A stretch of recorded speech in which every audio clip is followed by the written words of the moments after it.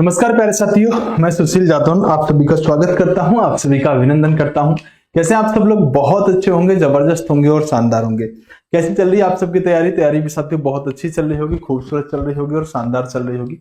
कोई समस्या प्रॉब्लम साथियों अभी तक तैयारी में नहीं आ रही होगी और बहुत अच्छे से आप चीजों को लेते हुए जा रहे होंगे। इसी तरह से साथियों चीजों को लेते हुए जाते रहिएगा। और कल की जो मैंने क्लास आपको पढ़ाई थी उस वीडियो को आपने बहुत स्नेह दिया, बहुत सारा प्यार दिया, उस सब चीज के लिए साथियों आपको थैंक यू। लेकिन मैं आपसे एक बात कहना चाहता हूं कि दोस्तों अगर आप डेली क्लास के अंदर आओगे तो तभी आप सिलेक्शन ले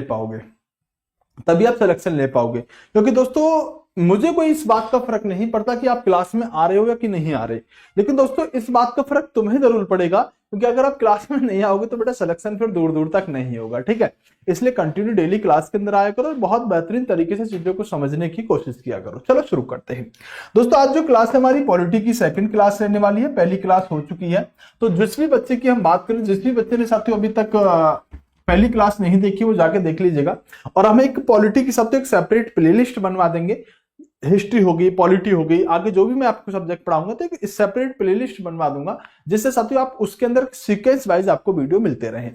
तो आज आपकी पार्ट 2 साथियों पॉलिटी का मैं आपको पढ़ाने के लिए जा रहा हूं। उससे पहले साथियों आपको बताना चाहता हूं कि हमारी जो साथियों क्लास का टाइम टेबल है वो आपको पता होना चाहिए। साथियों जो आपकी क्लास होती है, जो आपकी फ्री यूट्यूब पर क्लास हो रही है साथियों, सुबह 9 बजे रीजनिंग की क्लास होती है और शाम को मैं आपके सामने जीके जीएस लेके आता हूं। साथियों 10 बजे आपकी साइंस की क्लास होती है और दोस्तों 10 बजे फिर आपकी शाम को मैथ की क्लास होती है। तो ये फ्री यूट्यूब का टाइम टेबल है जो आपको दोस्तों पता होना चाहिए और आपको अनुमान और आइडिया होना चाहिए। साथ के साथ दोस्तों आप सबकी भारी डिमांड पर अभी जैसे कि साथियों बहुत सारे बच्चों ने मुझे इंस्टा पर, फेसबुक पर मैसेज करने शुरू कर दिए। तो दोस्तों आप सबकी भारी डिमांड पर मैंने क्या किया कि जो ऑफर हमारा चल रहा था उस ऑफर को साथियों 1-2 दिन के लिए फिर से हमने ओपन कर दिया, क्योंकि बहुत सारे बच्चों ने मैसेज किए, पर्सनल मैसेज करे कि सर मैं लेने ही वाला था, मैं ले नहीं पाया सर, थोड़ा पैसे की प्रॉब्लम थी वगैरह वगैरह। तो साथियों अगर आप कोर्स को खरीदना चाहते हैं तो इस कोर्स पर साथियों अभी आपको ऑफर मिल जाएगा। अभी आप इसे दोस्तों 399 में ही खरीद सकते हैं। कितने रुपए में? 399 रुपए में खरीद सकते हैं। लेकिन ये साथियों 1-2 दिन के लिए ही मैंने कराया स्पेशल आप सबकी डिमांड पर। उसके लिए आपको कूपन कोड साथियों NY100 लगाना पड़ेगा, जाके परचेज कर लीजिएगा। दोस्तों आपकी बहुत ज्यादा मांग आ रही थी तो मैंने कहा चलो ठीक है कोई बात नहीं है, तो वो सब साथियों आपके लिए सोचना पड़ता। तो अभी आप इसे 399 रुपए में 1-2 दिन के लिए ले सकते हैं, जो बचे हुए बच्चे थे जो नहीं ले पाए थे। इसके अलावा साथियों जो हमारा कॉम्बो बैच है उस पर क्या करोगे दोस्तों, उस पर आप NY200 कूपन कोड लगाओगे तो NY200 कूपन कोड के साथ साथियों आप इस पर भी डिस्काउंट पा सकते हैं। इसमें साथियों आपको सभी टीचर की क्या मिल जाएंगे, फाउंडेशन कोर्स मिल जाएंगे। तो इस पर भी साथियों आपको ऑफर मिल जाएगा। ये आप सबकी वजह से साथियों कर दिया गया है। दोस्तों इसके अंदर क्या मिलेगा कोर्स के अंदर, तो कोर्स में दोस्तों आपको कंप्लीट थ्योरी में आपको पढ़ाने ही वाला हूं, साथ के साथ साथियों आपको बैच के अंदर क्वेश्चन भी करवाऊंगा। डेली आपकी लाइव क्लास चलती है और 2024 के क्वेश्चन में आपको इसके अंदर कराने वाला हूं। बाइलिंगुअल कंटेंट रहेगा, पीडीएफ और टेस्ट सीरीज आपको साथ के साथ मिलती रहेगी। ये सब साथियों फीचर आपको इसके अंदर मिलने वाले हैं।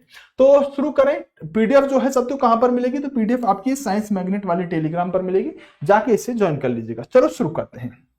दोस्तों कल की क्लास में मैंने आपसे बहुत सारी बातें करी थी, बहुत सारी बातें समझाई थी और बहुत सारी बातें साथियों आपको समझ में भी आ गई होंगी।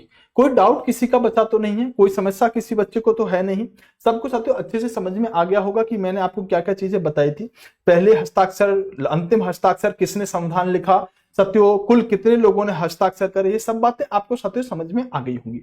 कोई दिक्कत समस्या साथियों नहीं रही होगी, बोलो हाँ कि ना। चलें, बाकी बिहारी लाल की जय लिख रहा है, राम चौधरी नाम का बच्चा है साथियों, क्वेश्चन करवा दो बेटा। क्वेश्चन नहीं करवाएंगे बेटा, क्वेश्चन एप्लीकेशन में करवाएंगे, यहाँ सिर्फ थ्योरी करवा रहे हैं।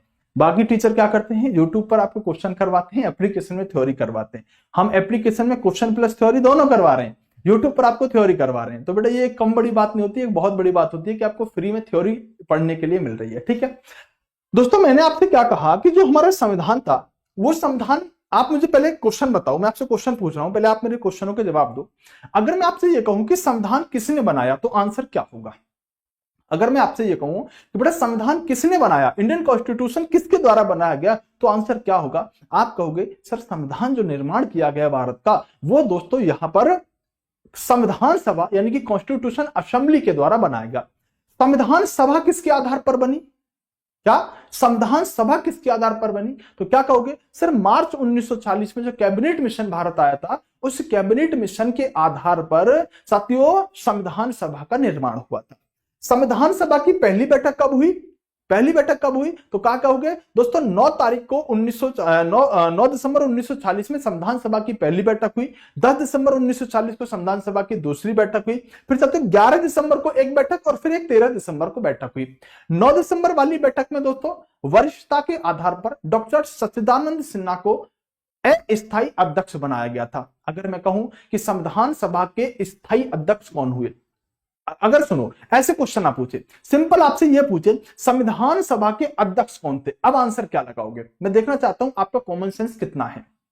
मैंने क्या पूछा, ना तो मैंने स्थायी बोला, ना मैंने साथ परमानेंट बोला, ना नॉन परमानेंट बोला, ना स्थायी ना अस्थायी। मैंने सिंपल एक क्वेश्चन पूछा, संविधान सभा के अध्यक्ष कौन थे, आपका आंसर क्या होगा? मैं आपसे एक बात कर देता हूं पॉलिटी पढ़ाने से पहले कि पॉलिटी की कोई औकात नहीं है तुम्हारे सामने। तुम पॉलिटी का हर क्वेश्चन फंसा सकते हो।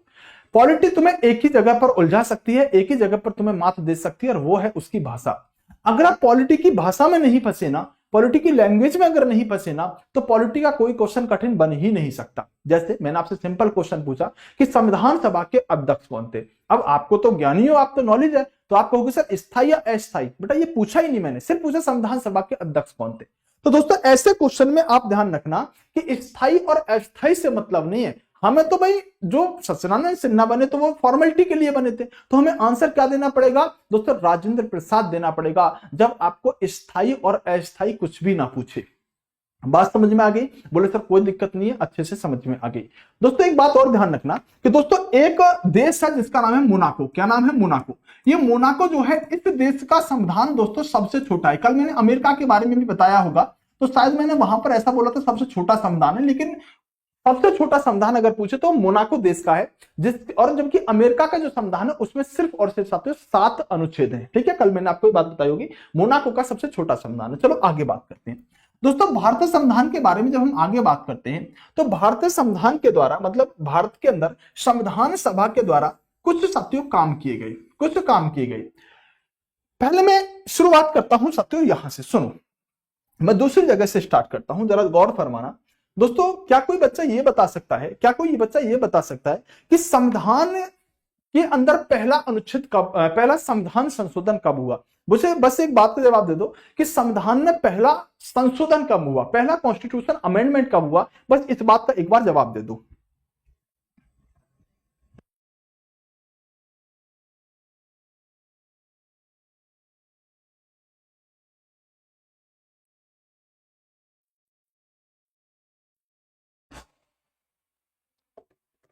हाँ भाई, बहुत बढ़िया। चलो ध्यान से सुनना, मैंने कहा कि संविधान में, मैं बहुत अच्छी बात बताने जा रहा हूं लेकिन उसके पीछे मैं कॉन्सेप्ट बताऊंगा, उसको ध्यान से सुनना।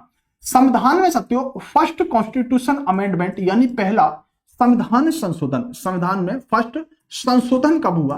तो एक बच्चे का जवाब आया है, मैं आपका थोड़ा सा नकल मान लेता हूं, आपसे थोड़ा सा चीटिंग कर लेता हूं। क्या आंसर है? 1951।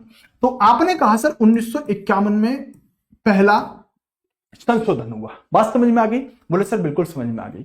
सर एक क्वेश्चन और बताओ मुझे, मैं तुमसे पूछूंगा आज सारे क्वेश्चन। एक क्वेश्चन बताओ, संविधान में संशोधन कौन कर सकता है? मैंने पूछा संविधान में संशोधन कौन कर सकता है? क्या पूछा कि दोस्तों संविधान में संशोधन करने की शक्ति किसको है? जल्दी से बताओ, संविधान में संशोधन करने की शक्ति किसके पास है?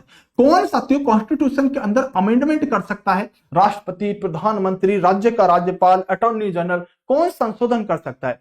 तो आपने कहा कि सर संसद कर सकता है। चलो भाई ये भी मैंने आपकी बात मान ली, पार्लियामेंट जो है ये साथियों संविधान में संशोधन कर सकता है। अब अगली बात बताओ, संसद किस किस से मिलकर बना है? संसद किस किस से मिलकर बना है? तो आप कहोगे सर संसद जो है वो 3 चीजों से मिलकर बना है। सबसे पहले तो इसके अंदर दोस्तों राष्ट्रपति होंगे, ध्यान से सुनना, मैं बहुत अच्छी बात बताने जा रहा हूं। राष्ट्रपति होंगे, फिर इसके अंदर दोस्तों राज्यसभा होगी। क्या होगी? राज्यसभा। इनको हम अच्छे से पढ़ेंगे सबको आगे आने वाले टाइम पर। अभी आप ये ध्यान रखो कि जो संसद है ना उसके सब तो 3 हिस्से हैं, 3 भाग हैं, 3 पार्ट हैं। दोनों सुनो ध्यान से, संसद 3 चीजों से मिलकर बना है। राष्ट्रपति, अगर कोई बच्चा जीरो है ना जिसको कुछ भी नहीं पता, मैं उससे भी उठा के लेके चलूंगा, ठीक है, टेंशन मत लेना। अगर किसी को लगता है नहीं सर मुझे तो ये नहीं पता संसद किस किस से मिलकर बना है, टेंशन मत लेना। संसद में दोस्तों 3 पार्ट होते हैं। देखो संसद में कितने पार्ट हुए, संसद के कितने हिस्से हैं, संसद के कितने भाग हैं, तो आंसर होगा 3। कौन कौन से? राष्ट्रपति, राज्यसभा और लोकसभा। इन तीनों से मिलकर क्या बनता है? संसद बन जाता है। लेकिन अगर मैं यह कहूं संसद के कितने सदन हैं, क्या कहूं संसद के कितने सदन हैं, तो अब आंसर आएगा 2। ध्यान रखना, संसद के कितने भाग हैं? 3। क्यों? राष्ट्रपति, राज्यसभा और लोकसभा। और मैंने कहा संसद के कितने सदन हैं, तो साथियों यहां पर लोकसभा और राज्यसभा ही सदन है, राष्ट्रपति कोई सदन थोड़ी होता है। तो संसद के कितने सदन हैं, तो आप कहोगे 2 सदन हैं, 2 हाउस है। कितने? 2 हाउस, लोकसभा, राज्यसभा। लेकिन संसद के कितने हिस्से हैं, संसद के कितने पार्ट हैं, संसद के कितने भाग हैं, तो कहोगे 3। क्यों? सत्य पार्ट और भाग पूछेगा तो राष्ट्रपति को काउंट करेंगे, लेकिन सिर्फ ये कहे संसद के कितने सदन हैं, तो आप क्या कहोगे? 2, राज्यसभा, लोकसभा। बात समझ में आ गई? बोले आगे। मैंने कहा संविधान का पहला संशोधन 1951 में हुआ। फिर कहा कि संविधान में संशोधन करने की शक्ति संसद को होती है और संसद में राष्ट्रपति, राज्यसभा और लोकसभा होते हैं। बस एक छोटी सी बात और बता दो कि दोस्तों लोकसभा का गठन कब हुआ? बहुत छोटी सी बात पूछिए, लोकसभा का गठन कब हुआ? बस ये बात बता दोगे, फिर मैं अपने कॉन्सेप्ट पर आगे बढ़ जाऊंगा।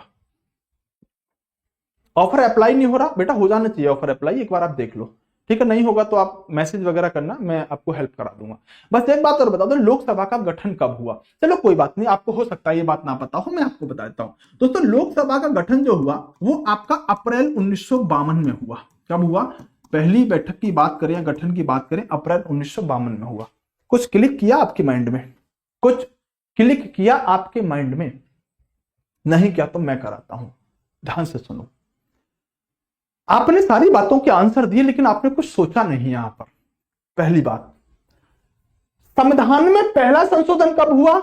1951 में। संविधान में संशोधन कौन कर सकता है? संसद। संसद के हिस्से कितने थे? राष्ट्रपति, लोकसभा और राज्यसभा। और लोकसभा बन कर रहा है 1952 में। सर ये क्या हुआ? संशोधन 1951 में हो गया, संसद तैयार हुआ 1900। भाई संसद तैयार कब होगा? जब तीनों पार्ट होंगे तभी तो हम संसद कंप्लीट मान सकते हैं ना। संसद तो बन रहा है 1952 में और संशोधन हो गया 1951 में। सर ये कैसे हुआ? सोचा आपने ये वाली बात? आप अगर देखो पहला कॉन्स्टिट्यूशन अमेंडमेंट जो हुआ वो दोस्तों 1951 में हुआ और संविधान में संशोधन संसद कर सकती है और संसद तो खुद ही दोस्तों बन रहा है 1952 में। संसद भाई लोकसभा राज्यसभा जब कंप्लीट होंगी तभी तो हम संसद कह सकते हैं। संसद तो बन रहा है 1952 में। तो सर ये कैसे पॉसिबल है कि अगर संविधान में संशोधन संसद कर सकती है तो संसद तो 1952 में तैयार हो रहा है और पहला संविधान संशोधन 1951 में हो गया। तो ये क्या हुआ? बात समझ में आई मैं आपसे क्या कहना चाह रहा हूं? सोचा कभी आपने? तो फिर आप मुझे बताओ ये संविधान संशोधन कैसे हो गया? अगर संविधान में संशोधन संसद कर सकती है और संसद तो आ ही रही है बनके अप्रैल 1952 में, तो 1951 में संशोधन कैसे हो गया भाई?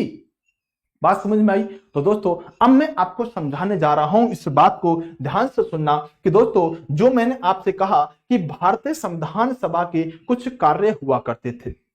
भारतीय संविधान के अंदर संविधान सभा के कुछ काम हुआ करते थे।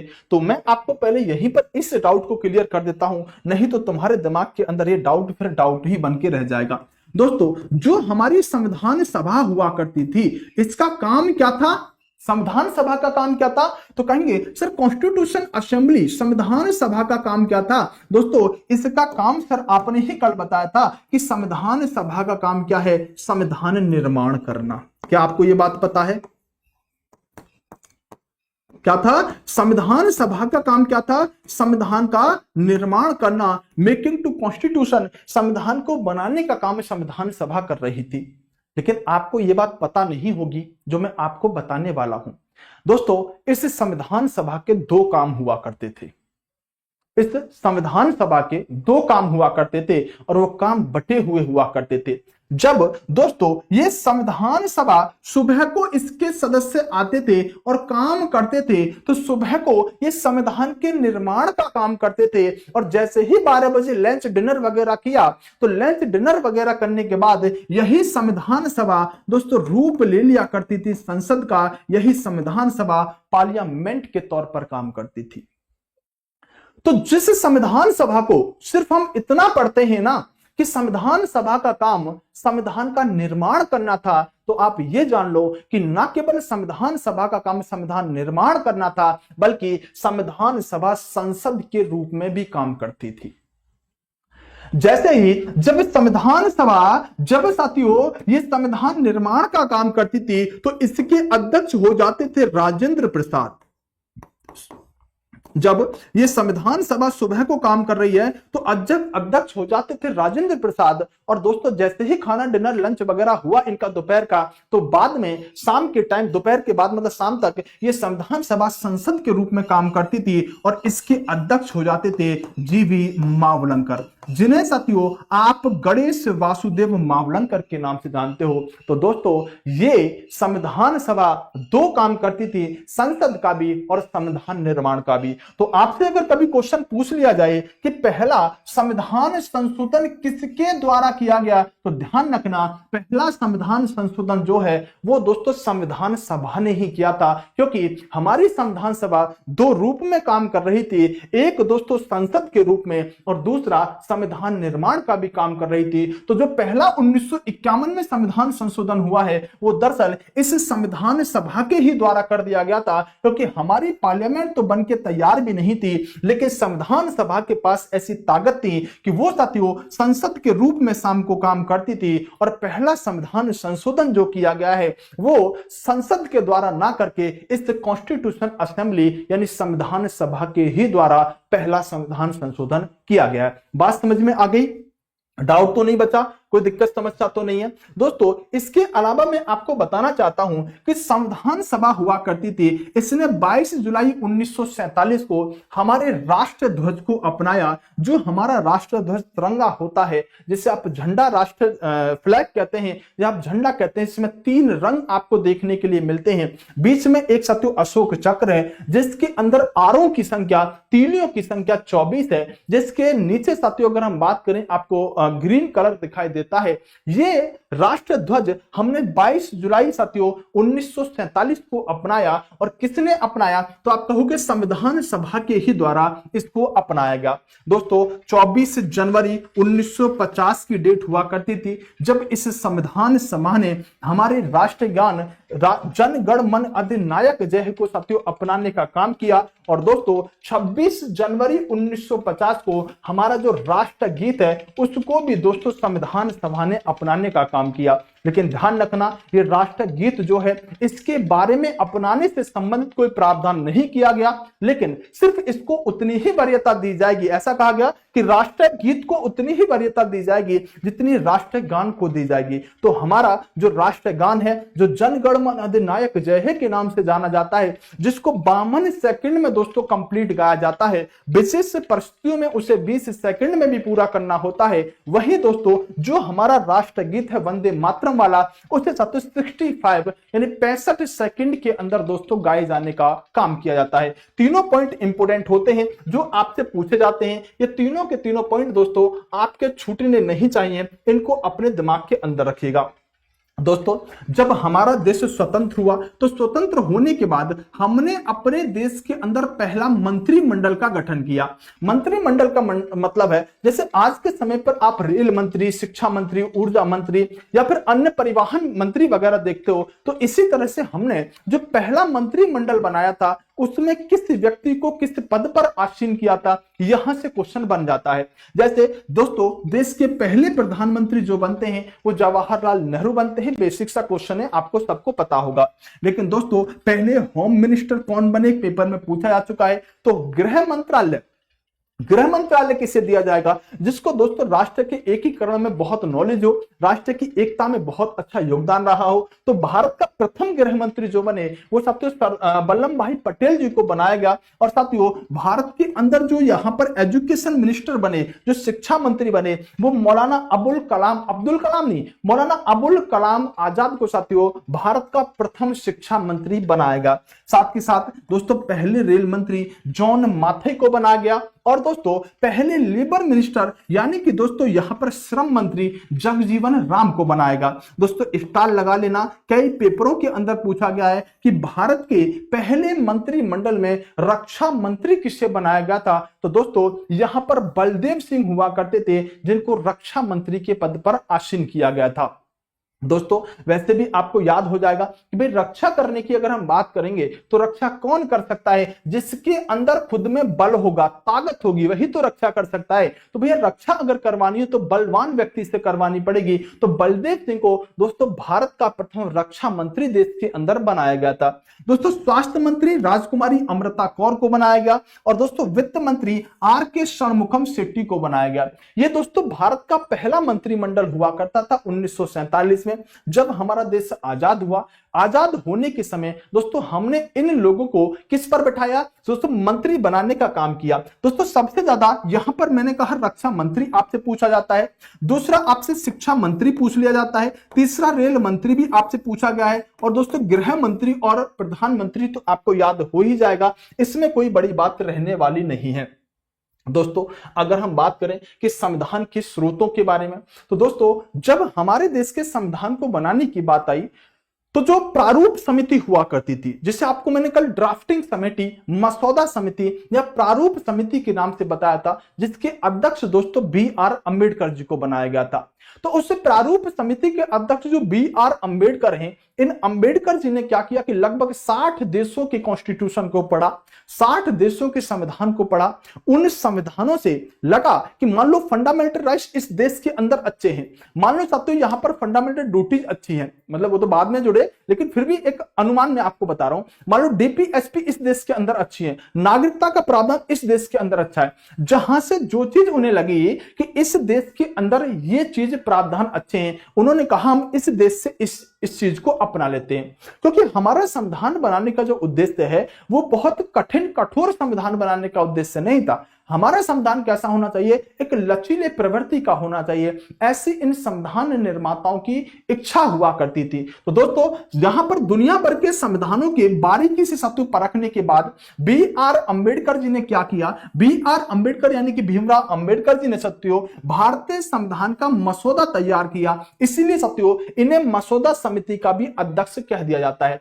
फिर साथियों इन्होंने क्या किया कि कुछ देशों से कुछ कॉन्सेप्ट उठाई, मतलब हमारे जो देश का संविधान है वो साथियों जहां से हमें जो चीज अच्छी लगी उस चीज को हमने अपने संविधान के अंदर साथियों ऐड ऑन करने का काम किया। जैसे दोस्तों अगर हम बात करें तो भारत के संविधान पर सबसे ज्यादा जो प्रभाव पड़ा है वो मैंने आपको कल भी बताया होगा। सबसे ज्यादा प्रभाव दोस्तों भारत शासन अधिनियम 1935 का पड़ा है। जो हमारे देश का संविधान है ना उसमें 60% हिस्सा तो हमने 1935 के अधिनियम से ही उठाया है। मैंने आपको पहले भी बताया है कि हमारे संविधान के अंदर जब लागू हुआ तो 395 अनुच्छेद हुआ करते थे। 395 अनुच्छेदों में से दोस्तों 250 अनुच्छेद तो हमने 1935 के अधिनियम से ही उठा के यहां कॉपी पेस्ट कर दिए थे। तो भारत के संविधान पर सबसे ज्यादा प्रभाव किसका है? तो आप कहेंगे 1935 का जो अधिनियम है उस अधिनियम का सबसे ज्यादा प्रभाव भारत के संविधान पर देखने के लिए मिलता है। इसके अलावा हमने दोस्तों कुछ देशों के संविधान को पढ़ा, जैसे अमेरिका के संविधान को देखा, ब्रिटेन के को, ऑस्ट्रेलिया की को, आयरलैंड, जर्मनी, कनाडा, दक्षिण अफ्रीका, रूस और जापान। फिर हमें लगा कि इस देश के अंदर जो चीज अच्छी है उसे हम अपने संविधान में एड ऑन कर लेते हैं। जैसे दोस्तों मैं आपको बताना चाहूंगा कि उस समय हम पर ब्रिटेन का शासन रहा था, यानी कि हम आजाद किससे हुए थे? ब्रिटेन से आजाद हुए थे। तो हमने देखा कि हम कहीं ना कहीं यूज्ड टू हैं संसदीय प्रणाली से। तो हमने क्या किया? ब्रिटेन से साथियों भारत के अंदर संसदीय प्रणाली को ले लिया, यानी कि साथियों जो आपका पार्लियामेंट्री सिस्टम है उसको हमने किस देश के संविधान से लिया? ब्रिटेन से लिया। स्टॉल लगा लेना दोस्तों, पूछा जा चुका है क्वेश्चन। दोस्तों भारत के अंदर जो नागरिकता का प्रावधान है, जो सिटीजनशिप का प्रावधान है, वो हमने साथियों एकल नागरिकता का प्रावधान रखा। और एकल नागरिकता का प्रावधान भी कहां से लिया गया है दोस्तों? ये भी हमने ब्रिटेन से लिया है। अच्छा, कितने बच्चों को ऐसा लगता है कि सिर्फ एकल नागरिकता का प्रावधान है कि हम भारत की नागरिकता लेंगे, अगर हम दूसरे देश की नागरिकता लेंगे तो आपकी भारत की नागरिकता समाप्त हो जाएगी? ऐसा किस किस को लगता है भाई? एकल नागरिकता का, सिंगल सिटीजनशिप का मतलब कोई बताएगा? चलो कोई बात नहीं है, हो सकता है बहुत सारे बच्चों के दिमाग में ऐसे डाउट रहे हों। मैं इस डाउट को हमेशा हमेशा के लिए आपको खत्म करने के लिए जा रहा हूं कि सिंगल सिटीजनशिप और ड्यूअल सिटीजनशिप यानी कि दोहरी नागरिकता और एकल नागरिकता में अंतर क्या होता है। दोस्तों मैं एक एग्जांपल के साथ इस क्वेश्चन को समाप्त कर दूंगा और फिर तुम्हें जीवन में कभी दिक्कत नहीं आएगी। दोस्तों एक बात बताओ कि अगर मैं आपसे कहूं यूएसए, ध्यान से सुनना, अगर मैं आपसे कहूं यूएसए तो इसका क्या मतलब होता है? और सिर्फ मैं आपसे कहूं यूएस, समझो, मैं आपसे कहूं अमेरिका और मैं आपसे कहूं संयुक्त राष्ट्र अमेरिका, दोनों में अंतर क्या होता है? अगर मैं अमेरिका कह रहा हूं या मैं संयुक्त राष्ट्र अमेरिका कह रहा हूं, दोनों में अंतर क्या है? कभी आपने सोचा है? चलो मैं बताता हूं। आप कभी कभी यूएस और यूएसए में कोई अंतर ही नहीं समझते। दोस्तों देखो, इन दोनों में अंतर क्या है, इससे आप एकल नागरिकता और दोहरी नागरिकता भी सीख जाओगे। दोस्तों है क्या कि ये जो आपका मैंने सर्किल काढ़ा, ये पूरा का पूरा सर्किल क्या है? इस पूरे के पूरे सर्किल को दोस्तों आप यूएसए कह दो। क्या कह दो? संयुक्त राष्ट्र America, United state of America कह दो, यूएसए कह दो, ठीक है। अब इस पूरे के पूरे सर्किल के अंदर जैसे आपने यूएसए कहा है, इसके अंदर दोस्तों कई सारे आपको देश नजर आएंगे, समझना ध्यान से। इस यूएसए के अंदर बहुत सारे आपको देश नजर आएंगे और इन देशों में ही दोस्तों एक देश है आपका यूएस। क्या है? यूएस। तो क्या कहा कि दोस्तों यूएसए में बहुत सारे देश आते हैं जिनमें यूएस खुद एक देश है। मतलब यूएसए बहुत सारे देशों का एक ग्रुप है, बहुत सारे देशों का संगठन है जिसे हम यूएसए कह देते हैं। और यूएस क्या है? उन ग्रुप के देशों में खुद एक देश है दोस्तों यूएस। बात समझ में आ गई? आप समझो आगे।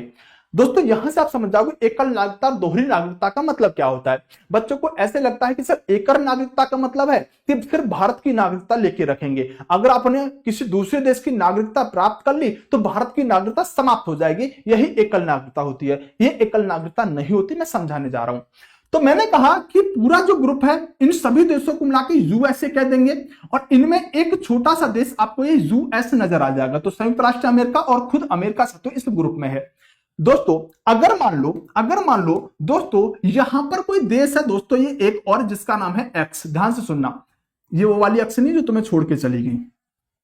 क्या है? यहां पर कोई देश है इस ग्रुप में जिसका नाम है एक्स।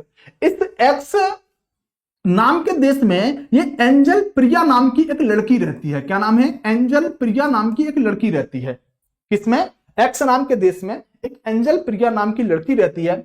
अब जो एंजल प्रिया होगी ना, ये नागरिकता जब लेगी ना तो इससे क्या करना पड़ेगा? तो गौर से सुनना, इस एंजल प्रिया को दोस्तों पहले तो इस ऐसे देश से नागरिकता लेनी पड़ेगी और फिर संपूर्ण यूएसए से नागरिकता लेनी पड़ेगी।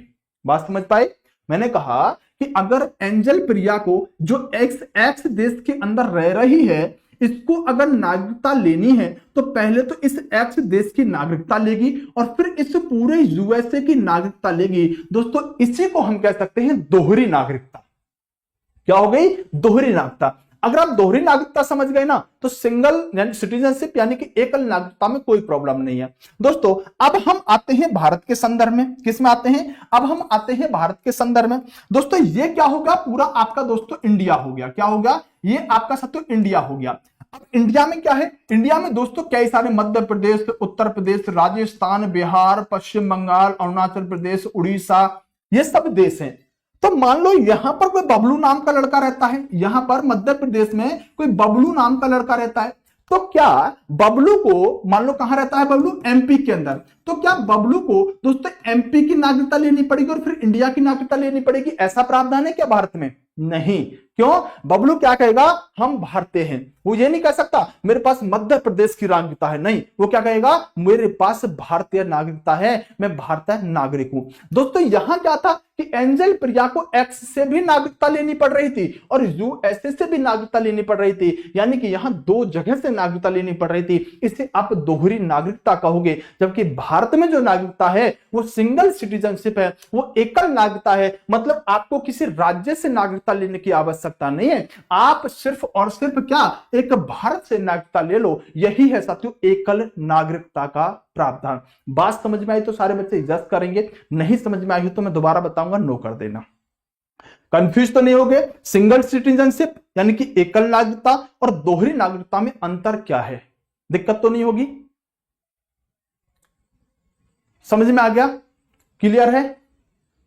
वाह सर क्या पढ़ाते हैं, सलूट है सर जी। नहीं बेटा, सलूट वलूट करने की कोई जरूरत नहीं है। तो मैंने आपसे कहा कि हमने दोस्तों ब्रिटेन से क्या लिया है? ब्रिटेन से एक तो हमने संसदीय प्रणाली लिया है। अब सिंपल सा याद हो जाएगा कि भाई हम शासन तो इनका ही झेल रहे थे, ब्रिटेन के लोगों का, तो हम यूज्ड टू हो चुके थे, कोई दिक्कत वाली बात नहीं थी। तो हमने क्या कहा, भाई संसदीय प्रणाली तो ब्रिटेन से ले लो। हम देखा है, परखा, कई बार इनके खिलाफ आवाज भी उठाते रहते हैं। तो संसदीय प्रणाली तो ब्रिटेन से ले लो। और एकल नागरिकता का प्रावधान ब्रिटेन में हुआ करता था। अब ऐसे भी क्वेश्चन पूछ सकता है, बताओ दोहरी नागरिकता का प्रावधान किस देश के अंदर है? बताओ एकल नागरिकता का प्रावधान किस देश में है? तो भारत में भी है, ब्रिटेन में भी है। समझ में आ गई ना बात? अब दोस्तों आते हैं आयरलैंड। एक देश से दोस्तों आयरलैंड, पता है समस्या क्या होगी? कई बार इस आयरलैंड को लिख देगा आयरिश कॉन्स्टिट्यूशन या आयरिश संविधान, तो आप लोड मत लेना। अगर आयरलैंड को आयरिश भी लिख देना तो मतलब उसका आयरलैंड ही होगा। दोस्तों आयरलैंड से हमने क्या लिया? सबसे important, very very most important, और जो बच्चे दिल्ली पुलिस वगैरह की तैयारी कर रहे हो उनका ये फेवरेट क्वेश्चन है दोस्तों कि राज्य के नीति निर्देशक तत्व, जिन्हें आप डीपीएसपी के नाम से जानते हैं, इस पर दोस्तों स्टार लगा लेना। ये क्वेश्चन बहुत सारी परीक्षाओं के अंदर पूछा जा चुका है कि भारत ने किस देश से राज्य के नीति निर्देशक तत्वों को लिया? तो क्या कहोगे? आयरलैंड से साथियों हमने नीति निर्देशक तत्व लिए, जिन्हें आप साथियों direct principle of state policy, short में इन्हीं को आप डीपीएसपी के नाम से जानते हो। राज्यसभा में जो राष्ट्रपति के द्वारा साथियों सदस्यों का नामांकन होता है, वो प्रावधान भी हमने साथियों आयरलैंड से ही लेने का काम किया है। लेकिन पूछे जाने की संभावना क्या है, डीपीएसपी कहां से लिए गए? तो दोस्तों ये आपके आयरलैंड से लेने की कोशिश हम लिए गए हैं। दोस्तों इसके बाद आते हैं संयुक्त राज्य अमेरिका, यानी कि साथियों हमने अमेरिका से क्या क्या लिया है? दोस्तों सिंपल एक भाषा में ध्यान रखना कि जो भी ताकत की चीजें हैं, जो पावर की चीजें हैं, जो वैल्यूएबल चीजें हैं ना, वो सब हमने अमेरिका से ली है। बात समझ में आई?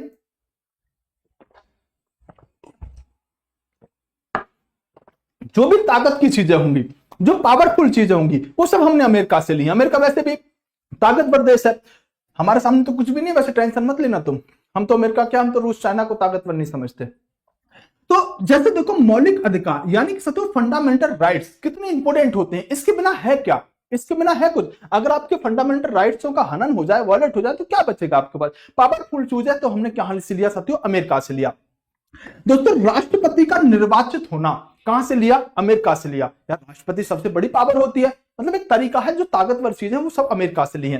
दोस्तों उपराष्ट्रपति कहां से साथियों प्रावधान? ये भी हमने अमेरिका से लिया।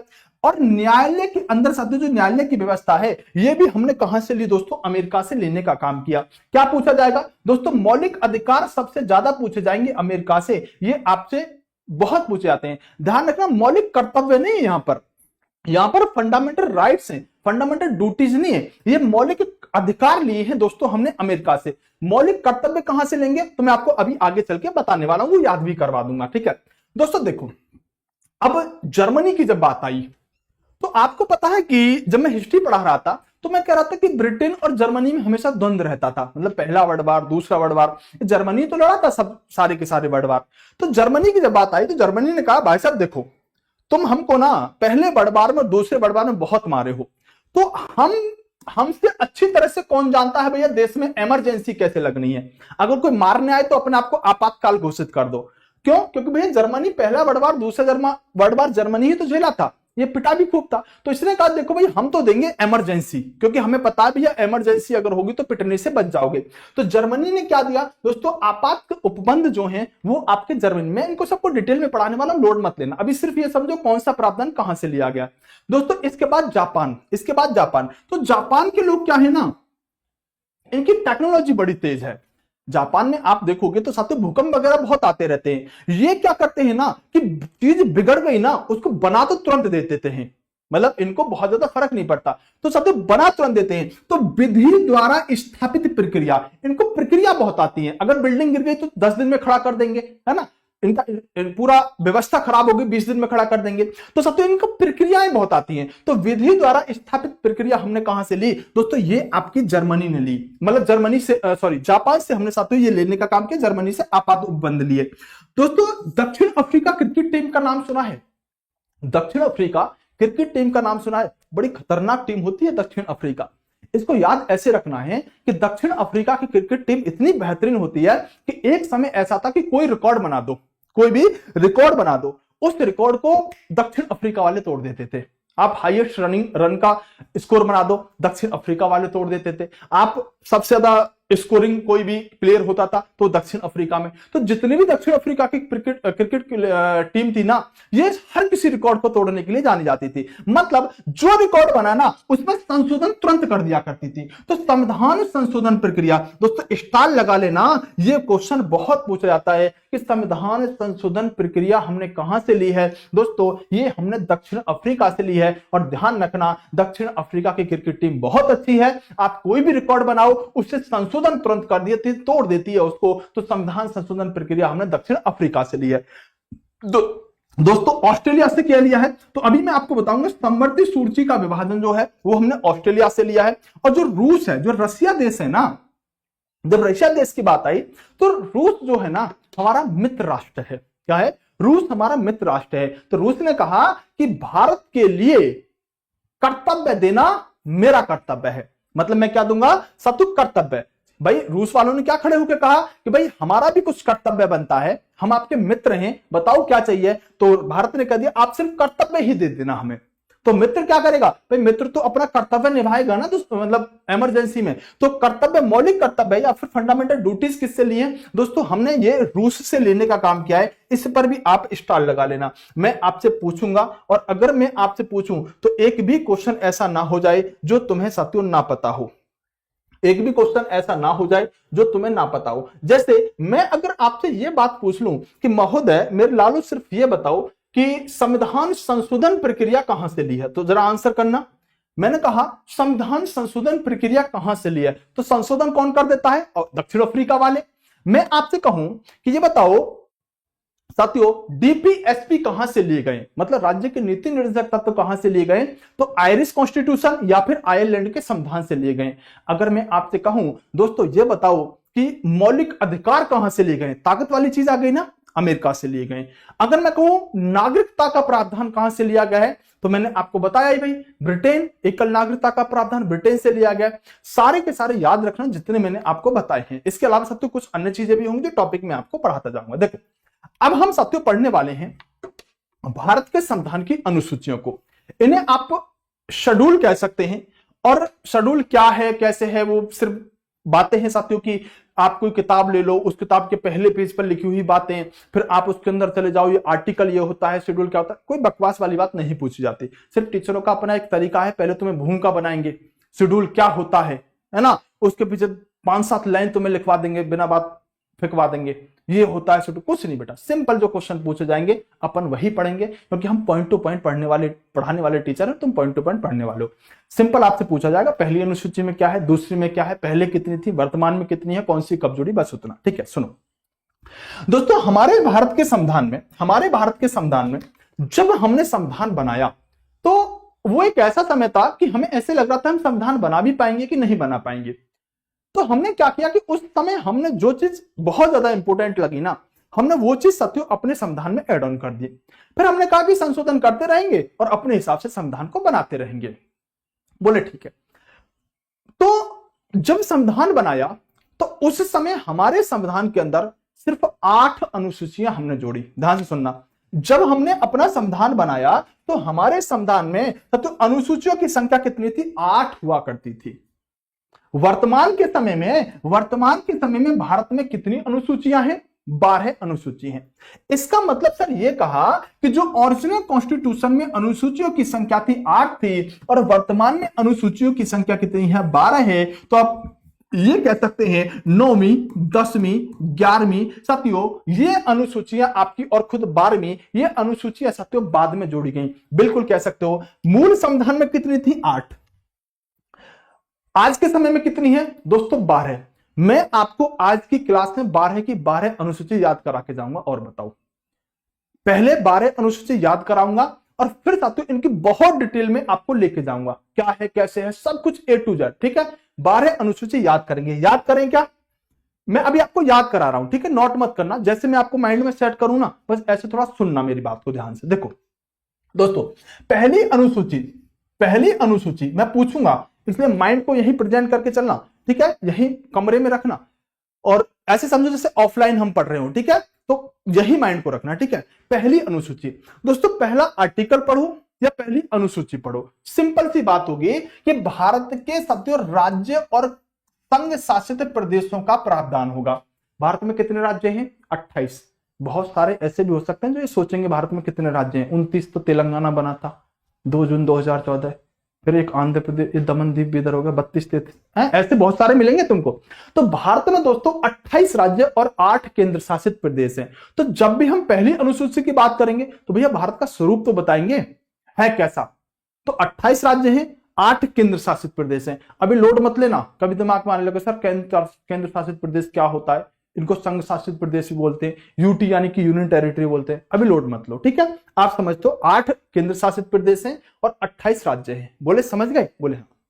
देखो दूसरी तीसरी मैं एक साथ लिख रहा हूं और एक बार में आपको याद करवाऊंगा।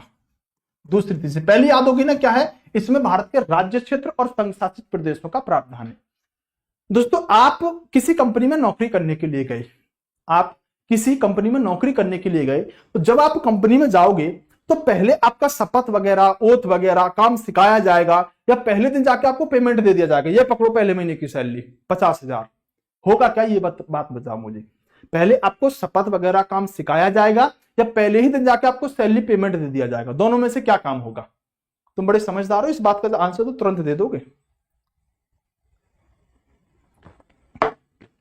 पहले काम सिखाया जाएगा, शपथ वगैरह दिलाई जाएगी, कंपनी का एम्प्लॉय बनाया जाएगा या पहले पेमेंट दे दिया जाएगा, एक तरह से सैलरी दे दी जाएगी? हाँ बेटा तू तो फिर उस कंपनी को जरूर बर्बाद कर देगा।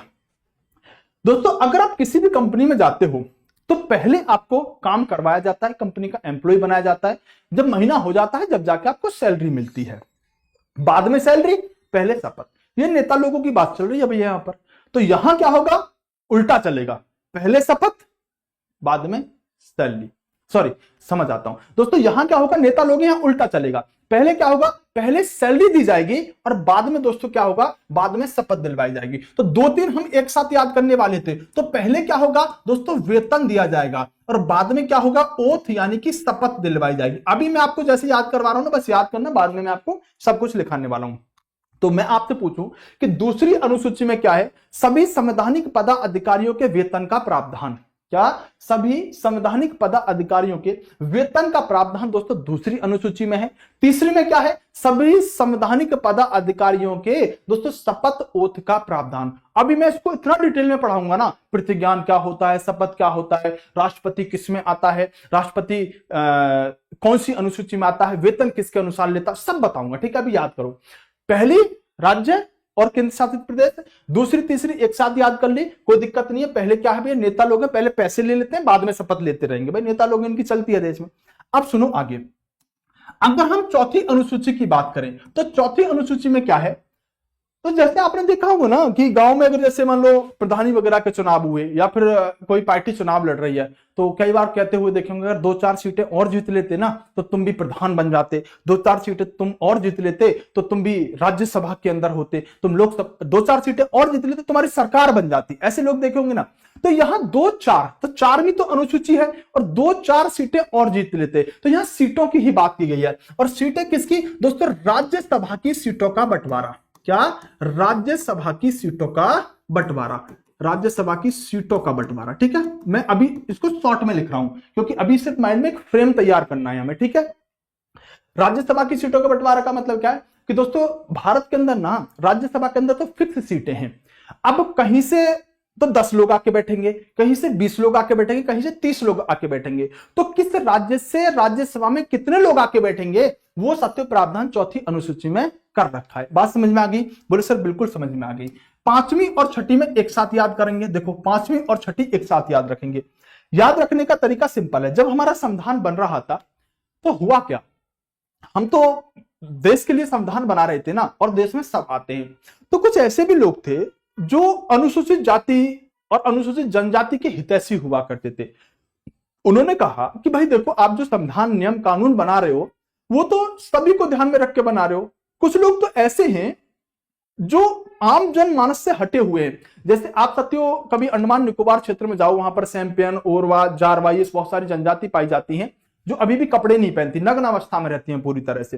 वो आप वहां जा भी नहीं सकते, उन द्वीपों पे बैन कर रखा है। वो जाओगे तो भाग जाते हैं तुम्हें देख के ना। वो आज भी साथियों मतलब मानव से एकदम हटके हैं। तो लोगों ने कहा उन लोगों के बारे में भी तो सोचो जो ऐसे लोग हैं देश के अंदर।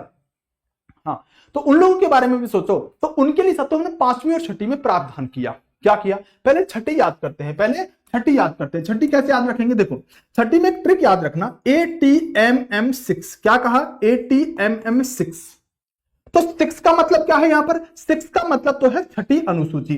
दोस्तों ए से याद रखेंगे आप असम, ध्यान से सुनना, असम। टी से आप याद रखेंगे त्रिपुरा। एम से याद होगा साथियों मेघालय,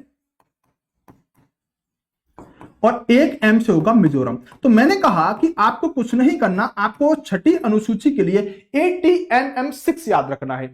तो दोस्तों असम, त्रिपुरा, मेघालय और मिजोरम में जो SC ST के लोग रहते हैं उन पर प्रशासन कैसे करना है वो बात हमने छठी अनुसूची के अंदर लिख रखी है। बात समझ में आ गई? क्लियर हुआ? ATMM6 पूछेगा बता कौन सी राज्य की जनजाति का प्रावधान छठी अनुसूची में नहीं है, तो आप ATMM6 याद रखना। यहीं से 3 डालेगा, कहीं एक और डाल देगा, कोई भी है ना उत्तर पूर्व का राज्य, तो कंफर्म हो जाएगा। और दोस्तों अब जो बचे राज्य हैं उनकी इनमें क्या है? SC मतलब असम, त्रिपुरा, मेघालय, मिजोरम की SC ST का प्रशासन। ये भी बात लिख लो, SC ST का प्रशासन कैसे करना है ये बात दोस्तों हमने छठी अनुसूची में लिखी है। अब पांचवी में क्या है? बाकी के जो क्षेत्र बचे ना उनकी SC ST पर प्रशासन कैसे करना है। मतलब छठी अनुसूची में हमने 4 राज्य डाल दिए, असम, त्रिपुरा, मेघालय, मिजोरम। यहां पर रहने वाली SC ST के पर प्रशासन कैसे करना है उस बात का प्रावधान छठी में है। बाकी के जो क्षेत्र बचे वो उन क्षेत्रों की SC ST पर शासन कैसे करना है वो पांचवी अनुसूची में डाल दिया। तो पांचवी छठी एक साथ याद रखेंगे। इसमें SC ST के प्रशासन की बात है। यहां पर 4 राज्य, यहां पर सब बाकी के राज्य। हालांकि मैं आपको बताना चाहता हूं यहां पर 10 राज्यों की SC ST का प्रशासन जो आपसे नहीं पूछा जाएगा। तो चलें आगे, समय हमारे पास कम है दोस्तों। अगर हम बात करें तो देखो दूसरी तीसरी एक साथ याद करी थी, पांचवी छठी एक साथ याद होगी। सातवीं, 7 को अगर आप लिखोगे तो कैसे लिखोगे? ऐसे तो लिखोगे हिंदी में 7, और 7 से ही क्या याद रखेंगे बेटा? सूची याद रखेंगे। क्या याद रखेंगे? सूची। तो क्या कहेंगे दोस्तों? इसमें ना 3 सूचियों का प्रावधान किया गया है। इसमें 3 सूची है। एक है दोस्तों आपकी संघ सूची, एक है आपकी राज्य सूची, और एक है दोस्तों आपकी समवर्ती सूची। क्या है? समवर्ती सूची। तो 6 से 7 और 6 से सूची, 6 से 7, 6 से सूची। कितनी सूची? 3 सूचियों की प्रावधान किया गया है सातवीं अनुसूची के अंदर। सातवीं अनुसूची में क्या है? 3 सूचियों का दोस्तों प्रावधान किया गया है। अब दोस्तों बात करेंगे 8वीं अनुसूची के बारे में। 8वीं अनुसूची में क्या है? जल्दी से कमेंट करो दोस्तों। 8वीं में क्या है? इसके अंदर 22 भाषाओं का प्रावधान है। कितनी? 22 भाषाओं का प्रावधान है। पहले दोस्तों ओरिजिनल कॉन्स्टिट्यूशन में कितनी थी? ओरिजिनल कॉन्स्टिट्यूशन में 14 हुआ करती थी। बाद में सत्य 1 जुड़ी, फिर सत्य 3 जुड़ी, और फिर सत्य 4 और जुड़ी। तो वर्तमान में दोस्तों 22 भाषाओं का उल्लेख 8वीं अनुसूची के अंदर रहने वाला है। 9वीं अनुसूची में क्या है? ऐसे याद रखना, हमारे पापा के पास 9 एकड़ भूमि है। आपके पापा के पास 9 बीघा, 9 एकड़, कैसे भी याद कर लेना। तो 9वीं अनुसूची में क्या है? भूमि संबंधित प्रावधानों को जो किया गया है वो 9वीं अनुसूची में किया गया है। अब बात करेंगे दोस्तों 10वीं अनुसूची में क्या है। तो ये तो बहुत आसानी से याद हो जाएगी दोस्तों। 10 को कैसे लिखोगे हिंदी में? ऐसे तो लिखोगे 10 बहाने करके ले गई दिल, ले गई दिल, ले गई दिल। ऐसे तो लिखोगे 10, तो 10 से क्या बनेगा, 10 से 10 होता है, 10 होता है दल, दल बदल, क्या हो जाएगा, दल बदल। तो ध्यान रखना दोस्तों 10वीं अनुसूची में क्या है, दल बदल निषेध, क्या लिखेंगे, दल बदल निषेध। बस आप इतना भी याद रख लोगे ना, दल बदल की बात है तो बस हो जाएगा, दल बदल निषेध। क्लियर हो गया। तो 10 से 10 और 10 से दल बदल, बात समझ में आ गई। अब 11वीं 12वीं को तो एक साथ याद कर लेंगे। 11वीं में क्या है दोस्तों, यहां पर ग्राम पंचायत के विकास की बात है और यहां पर शहर के बारे में विकास की बात है। यहां ग्राम पंचायत के बारे में और इसी को आप कह सकते हो नगर निगम, भाई नगर कह सकते हो ना शहर को, नगर निगम के प्रावधान की बात है। यहां पर दोस्तों विषयों की संख्या है 29 और यहां पर विषयों की संख्या है 18, जो मैं आगे आपको बहुत डिटेल में बताने वाला हूं। अब ध्यान से सुनो मेरी बात को, एक बार फटाफट से रिविजन मारते हैं। पहली में क्या है, आपके 28 राज्य, 8 केंद्र शासित प्रदेश। दूसरी तीसरी एक साथ याद रखेंगे। हम अगर जाएंगे तो भैया हमसे पहले क्या करवाएंगे, शपथ दिलवाएंगे, बाद में पैसे देंगे। ये नेता लोग उल्टा काम होता है, पहले तो दूसरी में क्या कर देते हैं, इनको वेतन देते हैं, तीसरी में इनको शपथ दिलवाते हैं, चौथी में 2-4 सीटें तुम भी जीत लेते तो आज राज्यसभा के अंदर होते। ऐसे डायलॉग बाजी, 2-4 सीटें तुम भी जीत लेते तो आज राज्यसभा के अंदर होते, राज्यसभा के सीटों का बंटवारा। पांचवी छठी एक साथ याद रखेंगे, ATMM 6। तो छठी में क्या है, 4 राज्यों की SC ST पर प्रशासन कैसे करना है, वो 4 राज्य ATMM में आ जाएंगे और ये बात तो छठी अनुसूची में कही गई है। बाकी देशों का, बाकी राज्यों का क्या होगा, तो उनके लिए सब तो हमने 5वीं अनुसूची में प्रशासन की व्यवस्था कर दी है। 7वीं 6 से 7 होता है, 6 से सूची होता है, इसमें 3 सूचियां आपको देखने के लिए मिल जाती हैं।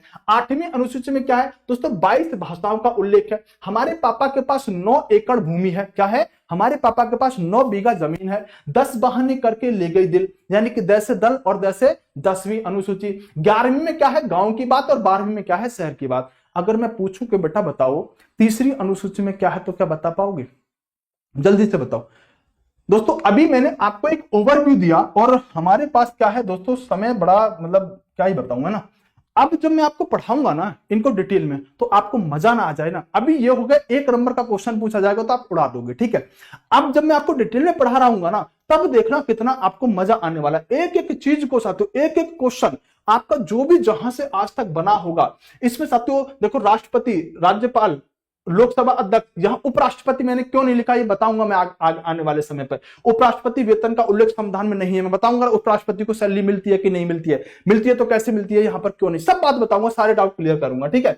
उसके अलावा देखो राष्ट्रपति, उपराष्ट्रपति, राज्यपाल शपथ का उल्लेख अनुसूचियों में नहीं है, ये बात मैं आपको बताऊंगा, ठीक है। तो आगे चल के फिर साथियों बहुत डिटेल में आपसे बात करने वाला हूं। थोड़ा सा आज समय का क्या था, कम पड़ जाता है यार हमारे लिए, क्या करें, हम पढ़ाते हैं तो बस पसीना पसीना आ जाता है पूरा और एकदम जोश के साथ पढ़ाते हैं आपको पॉलिटी। बस आप इतना किया करो बेटा, वीडियो को सारे बच्चे लाइक करा करो, ठीक है, और हो सके तो 1-2 बार शेयर कर दिया करो, जिससे कि बच्चों को समझ में आए कि भाई यहाँ पर भी कुछ तूफानी हो रहा है, ठीक है। तो अभी हम फिर इसमें डिटेल में बहुत ज्यादा बात करने वाले हैं। बस एक बार इतना करना, जैसे मैंने आपको याद करवाई है ना, उतना एक बार आप घर पर रिवीजन जरूर कर लेना, की बात कोई दिक्कत नहीं रहेगी, ठीक है दोस्तों। तो ये टाइम टेबल आप ध्यान रखना, सुबह 9 बजे आपकी रीजनिंग की क्लास होती है, 10 बजे साइंस की क्लास होती है, 9 बजे मैं आपके सामने आता हूं और 10 बजे आपकी मैथ की क्लास होती है। तो फ्री सब यूट्यूब का टाइम टेबल है जो आपको पता होना चाहिए। साइंस मैग्नेट पर दोस्तों आपकी इस टेलीग्राम पर आपको क्या मिलेगी, PDF मिल जाती है।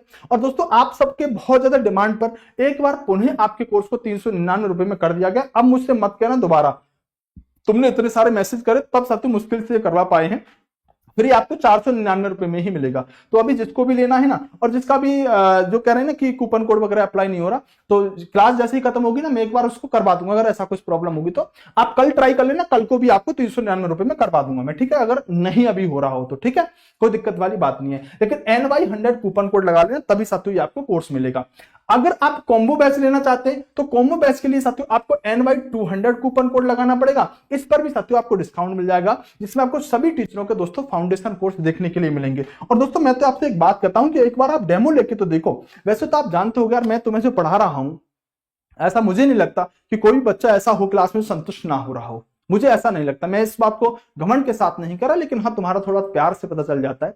और प्यार से क्या अनुभव इतना है कि दोस्तों आज तक जितने बच्चों को पढ़ाया है ना, सब बच्चे यही कहते हैं हाँ सर सच में बेस्ट है ना। तो आपको जो कोर्स के अंदर पढ़ाऊंगा, जब पैसे लेके पढ़ाऊंगा तो बेटा कुछ कमी थोड़ी छोड़ूंगा, आप बताओ, ठीक है। तो इसमें क्या मिलेगा साथियों, कंप्लीट थ्योरी मिलेगी और इसमें साथियों क्वेश्चन भी आपको मिलेंगे। डेली लाइव क्लास साथियों चल रही है, इसमें हिस्ट्री चल रही है। पॉलिटी जो पढ़ाऊंगा ना एप्लीकेशन के अंदर, वो एकदम नेक्स्ट लेवल होगी, इस बात की गारंटी देता हूं मैं आपको। दोस्तों बाइलिंगुअल कंटेंट रहेगा, पीडीएफ रहेगी, टेस्ट सीरीज वगैरह सब कुछ इसके अंदर आपको मिल जाएगी। तो ये सारी चीजें हैं साथियों, जाके एक बार एनरोल कर लीजिएगा। और मैं आपसे सेम टाइम सेम जगह कल मिलूंगा। वीडियो को साथियों सारे बच्चे लाइक कर दो बेटा, ये काम मत किया करो, ठीक है? आप लाइक नहीं करते अच्छा नहीं लगता। मैं नहीं बोलता ना आपसे बीच में कभी भी, सिर्फ पढ़ाता हूं तो पढ़ाता ही हूं, ठीक है? लेकिन आप सब लोग लाइक किया करो, चैनल सब्सक्राइब किया करो, वीडियो को शेयर वगैरह चाह करो तो कर दिया करो, बाकी आप सबकी मर्जी है, ठीक है? तो मिलता हूं मैं आपसे अगली क्लास में। कमेंट में जरूर बताना क्लास कैसी लगी, और कल से हम थोड़ा सा और स्पीड से चीजों को लेके चला करेंगे, ठीक है? Bye bye, love you to all, best of luck, ध्यान रखना, आजाद रहना, आबाद रहना और बढ़ते रहना।